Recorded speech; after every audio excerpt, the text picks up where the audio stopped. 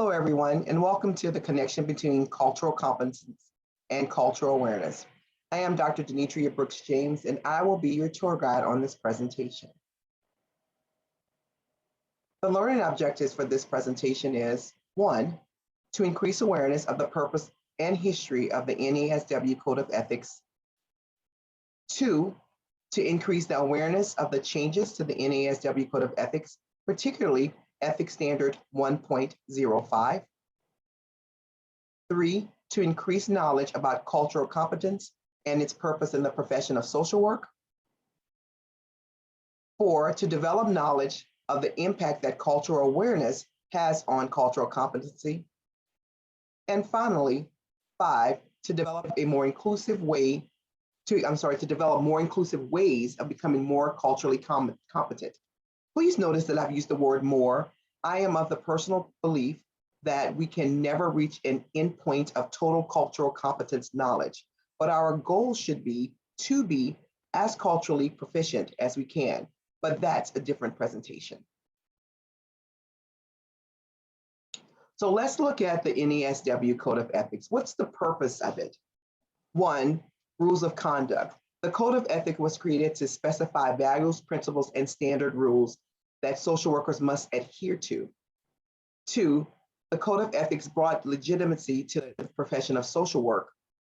3, the Code of Ethics helps social workers identify appropriate actions when uncertainties arise between the social worker's professional obligations and ethical obligations.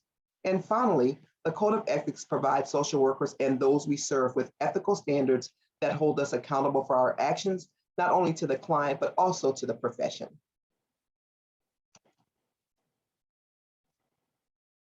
So let's look at if we will, at the 6 core values. The NASW Code of Ethics is comprised of 6 core values. We will also come back to these later in the journey. But for right now, it's service, social justice, dignity and worth of the individual, importance of human relationships, integrity, and competence. Again, we'll come back to these later in the presentation, but keep these in mind as we start to chew on cultural competence and cultural awareness. Please allow me to take you on a brief travel back in time as it relates to the NASW Code of Ethics history.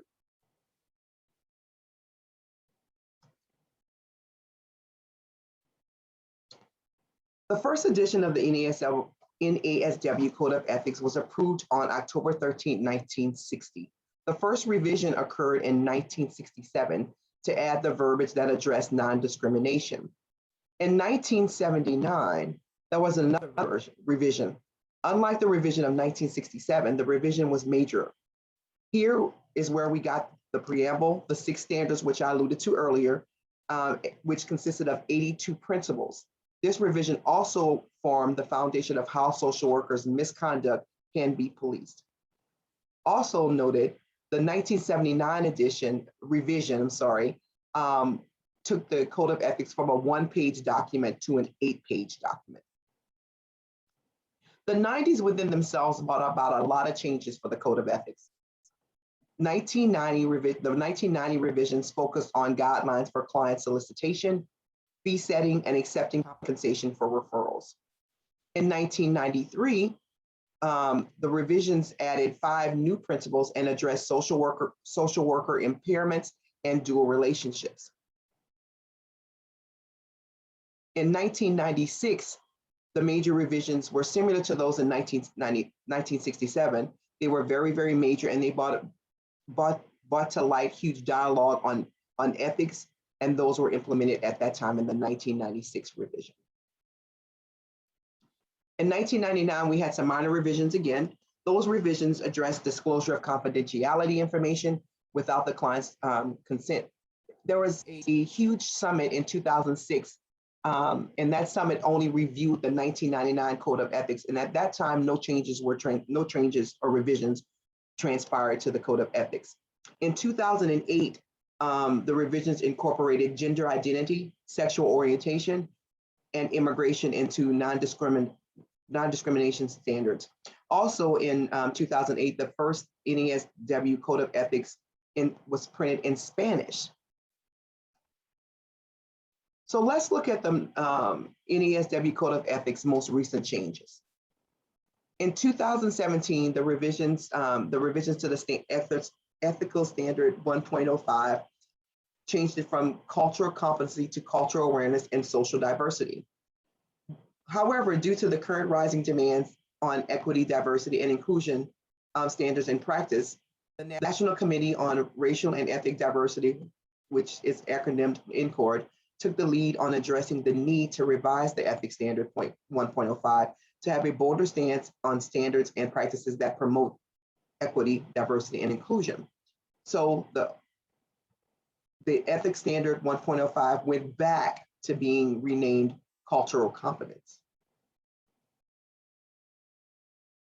So let's look particularly at Standard 1.05, which is now again named Cultural Competence. I've highlighted the new additions in blue. So the blue words you see are the new additions to that to the ethical standard and its components as of the 2020 revisions. As you can see here, the word demonstrate was added in numerous places throughout the standard, which I find is vital as we are clearly to show the existence of our competencies, especially as it relates to cultural competency. Section C was a total new addition under this standard, which says social workers should demonstrate awareness and cultural humility by engaging in critical self-reflection, understanding their own bias, and engaging in self-correction, recognizing clients as experts of their own culture, committing to lifelong learning, and holding institutions accountable for advancing in cultural humility. I find that adding this component C to Ethics Standard 1.05 is crucial to what we're going to be discussing today.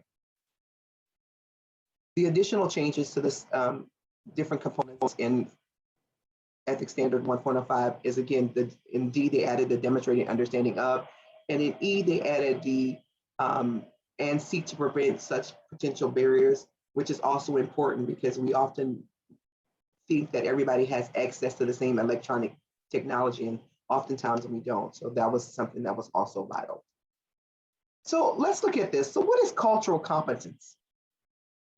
There are many definitions of cultural competency. I particularly like Williamson's in 2016 that states, cultural competency is not developed by choosing more correct than incorrect responses, but instead by making thoughtful practice decisions with the best information available and learning through a process of reflection and evaluation how to do better in the future. This definition for me reflects that being culturally competent is not stagnant. It's a continual evolving conscious process. So why is cultural competency vital to the field of social work? Professional ethics is the heartbeat of social work. The premise of our profession is built on respect, dignity, and worth of others, to do no harm. Unfortunately for some, to do no harm, they just think it's physical harm. But we should know that do no harm also includes mental, emotional, spiritual, financial, and I boldly add cultural harm. Coupled with the fact that cultural plurality exists and is rapidly growing, being culturally competent is vital. Also, if you start to think about it, the United States is the most ethical, racial, socially diverse country. Thus, cultural competence is vital just based on that alone. But then we have the 6 core values. I told you earlier that we get back to these, and I am a woman of my word. The 6 core values can be, for me, the 6 core values for me is also connected to cultural competency. So let's look at these in more detail. Service. We are to help those in need to address and overcome their social issues. Most of those social issues are rooted in cultural issues that we're either unaware of or biased to. Social justice. So with social justice, we are to advocate on behalf of the voiceless. How often is that advocacy connected to cultural issues, racial issues, ethical issues, religious issues, right? Again, relating back to the culture. Dignity and worth of an individual. We must treat each person with dignity and respect, which goes hand in hand with respecting their cultural rules, values, and acceptance. Importance of human relationships. Human connection is critical as we engage with families and communities. The cultural differences must be recognized and appreciated for the value that they bring to the said community, family, etc. Integrity, for me, speaks for itself. We as social workers must trust, but our clients must trust that their values will be respected and protected by us as social workers. And the final sixth value is competence. Like integrity, the word for me speaks for itself. We should know as much as we can about a lot of things. And as social workers, we have to have an eclectic knowledge base. So I find that we need to know a little bit about so many things, and that does include culture. So how do we get there from here? Well, I'm delighted you asked, and I have a great way to do that. We get there through cultural awareness. We are all one, but different but the same. I love this saying, and I think if we keep that in mind, we'll understand what cultural awareness means. So what is cultural awareness? Like cultural competence, there are many definitions, and I seem to like the combination of these two. Cultural awareness is being conscious and sensitive to the similarities and differences that exist between cultures. It includes being aware of the issues related to power, privilege, and oppression, which is usually always connected to culture, right? So what does cultural awareness do for us? One, cultural awareness pushes us. It pushes us from a state of unawareness to awareness. First, to our own cultural facets and the differences that exist within people we consider our own cultural kindreds. Then it leads us. It leads us to the understanding and eventually acceptance of the important vital differences that exist in other cultures like and unlike our own. Then it enhances us and our ability to see the benefits and value that other cultures bring, like values, viewpoints, religions, etc. Then it enables us to begin the process of breaking down the numerous cultural barriers that impact communication, service delivery, treatment, etc. Let me give you a visual of what that looks like to me. I label this my iceberg concept. I love using the iceberg as metaphors for so many things, and it works so ideally for this one. So here for me, the top of the iceberg is what I refer to as the cultural tolerance zone. We see differences, but we only tolerate them mostly for our advantages. And so an example of that would be like we go to the nail salon and we get our nails done or we get our feet done. And we go in most nail salons I've encountered are manned by Vietnamese families. And initially, I heard comments about how they need to speak English if they're going to be there, because usually there's like one or two people that's proficient in English, and the rest of the people don't. The rest of the workers don't speak English. Because I'm nosy, I guess too, and I'm culturally nosy. I asked because I noticed that I went to a nail shop where someone was working, and then later moved to a different part of San Antonio, and I went, and now that person owns a nail shop. So I was inquisitive, and I asked, and I found out that they have an agreement where they have a cultural agreement where one family starts a nail salon or a business, the other family members work for them with the obligation they're going to donate 2 years of their time there, and then they themselves get their own place. So it's a cultural building of each other that they do. And I'm sure there's a proper name for it, but I don't know that one right now. But I say that to say in this example that we quickly judge, but we're not knowing that there is a devotion and a cultural dependency that they have on each other that keeps them stable. And it's a game changer when I realized that it was a game changer for me. So that's cultural tolerance. And then for me, at the waterline here is where I believe cultural awareness begins. Through happenstance, faith, curiosity, a crisis situation, something occurs and we begin to see that there are differences that exist, right? And going back to what cultural awareness does for us, at this point, that awareness pushes us, right, from a state of unawareness to awareness. Again, first from awareness to our own culture and the differences that exist within people that we figure are, or we assume are just like us, to being more aware of what other cultures and what exists there. And then that push leads. It leads us again to our understanding that, and then eventually, hopefully, an acceptance, right? After it pushes us, it leads us, and again, it enhances us. It enhances our ability to see the benefits and the value that those differences bring to the table. And then it enables us to begin the process again of breaking down the numerous cultural barriers that exist that impact the way we communicate with the clients we serve, the service delivery, the treatment delivery, and et cetera. And that eventually leads us to the target of being culturally competent for that particular day or for that particular client.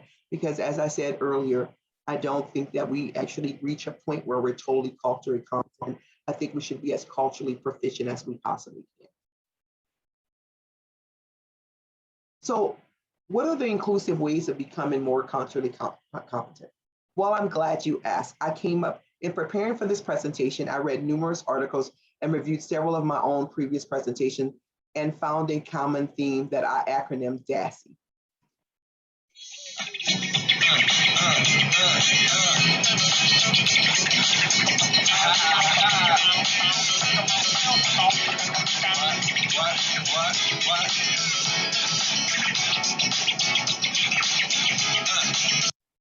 And from the music I shared, when I was going through getting DASI, the lyrics in my head, the beat of getting jiggy with it came up with Will Smith, and thus it made it to this presentation. So how do we get DASI with it? What does DASI stand for? D stands for demonstrating knowledge and understanding of culture. Again, not only ours, but of others, through respect and acceptance, not merely through courtesy. This also corresponds with the components A, B, and C of Ethics Standard 1.05. A stands for assessing for cultural barriers that may impact service and treatment, as in technology, religious practices, family structure, communication, etc. This corresponds with the component E of Ethical Standard 1.05. S stands for searching for educational opportunities through reading, training, seminars, interviews, events, etc. This corresponds with the component D of Ethical Standard 1.05.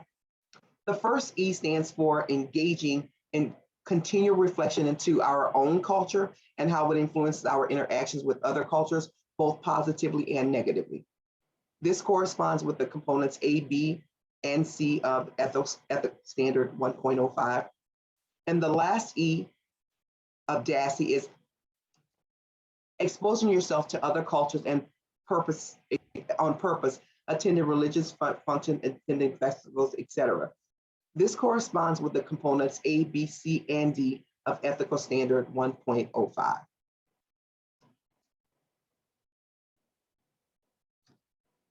So in conclusion, Ethical Standard 1.05 went from being cultural competency to being, went from being old to being new again. So now it's back titled to cultural competency. Cultural competency is vital to the profession of social work as it relates to our 6 core values. Cultural awareness is the first step to cultural competence. Getting DASI with it will provide us with an inclusive ways of becoming more culturally proficient. And please remember, if anything that I said, being culturally competent is not a one and done. It's a continual evolving process. If you have any questions or comments, please feel free to email me, to contact me using the information that I provided on my business card. Just know that I do prefer emails because that's the most advantageous way to get to me because I'll get those. Sometimes I don't listen to messages. But again, if you have any questions, comments, or any complaints about this presentation, please do not hesitate to contact me using the information on my business card.